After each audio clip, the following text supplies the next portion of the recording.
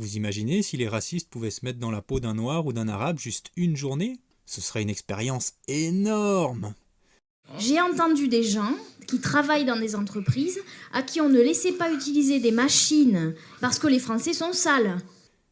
Eh ben pour les Français c'est possible. Il leur suffit d'aller en Suisse. Le racisme anti-français en Suisse, c'est cette attitude qui consiste à coller aux Français tout un tas de clichés tout à fait négatifs.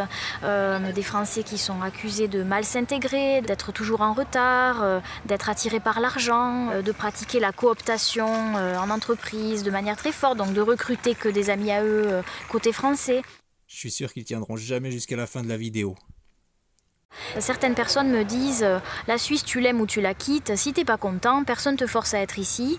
Et puis du coup tous les Français qui ont des problèmes, ils ont qu'à rentrer chez eux parce que quand on a un beau cadre de vie, un bon salaire et puis un logement, on devrait être satisfait de son sort et remercier le pays qui nous accueille. Et les Français qui sont ici, je crois, aiment beaucoup la Suisse, mais ils ont le droit de dire que tout n'est pas facile pour eux.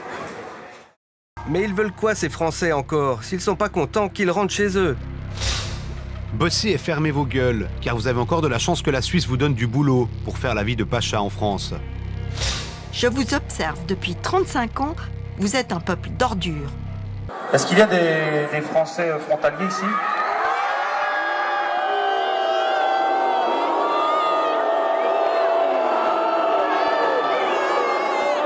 Oh non, on dit pas où, on dit courage.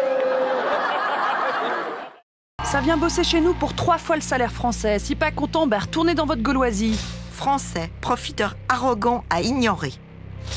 On peut voter une initiative pour la dégager de chez nous, s'il vous plaît, monsieur Blocher? Au débat complexe, on préfère désormais les phrases chocs et les slogans, bien plus efficaces à l'heure des réseaux sociaux et de l'hypermédiatisation. Vous êtes jeune, vous êtes frustré, vous n'arrivez pas à réaliser ce que vous voulez, vous vivez cette situation comme un drame, et puis il y a quelqu'un qui vous explique pourquoi c'est comme ça. Le populiste de droite ou le terroriste radical islamiste, les deux vous disent c'est à cause de l'autre. Et là, l'autre devient l'ennemi, devient le problème. Désormais, la guerre totale est déclarée. Brûlons leurs maisons, leurs voitures. Frontaliers, dégagez, de gré ou de force. Il est temps d'éliminer cette racaille frontalière.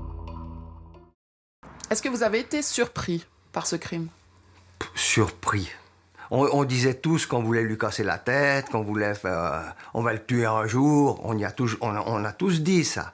Vous vous êtes posé la question, éventuellement, on est allé trop loin, quelqu'un de faible a pu être encouragé dans cet acte.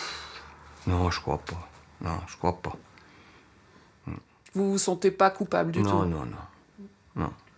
Bon, moi, je l'aurais bien corrigé une fois, hein, ça c'est clair. Hein. J'avais un manche de pioche sur mon bureau. J'ai toujours dit un jour, tu vas le recevoir. Hein. Ça, il y savait. Hein. Vous parlez de la victime? De la victime, ouais. C'est extrêmement violent comme propos.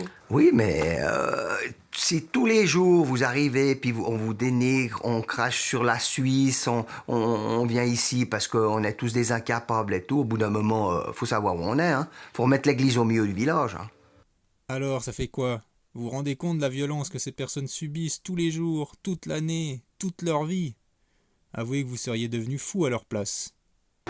Je connais la mentalité française, c'est-à-dire qu'on arrive un peu en terrain conquis, on est les plus beaux, on est les meilleurs, on méprise un peu la Suisse, on méprise un peu la Belgique, tous les pays francophones.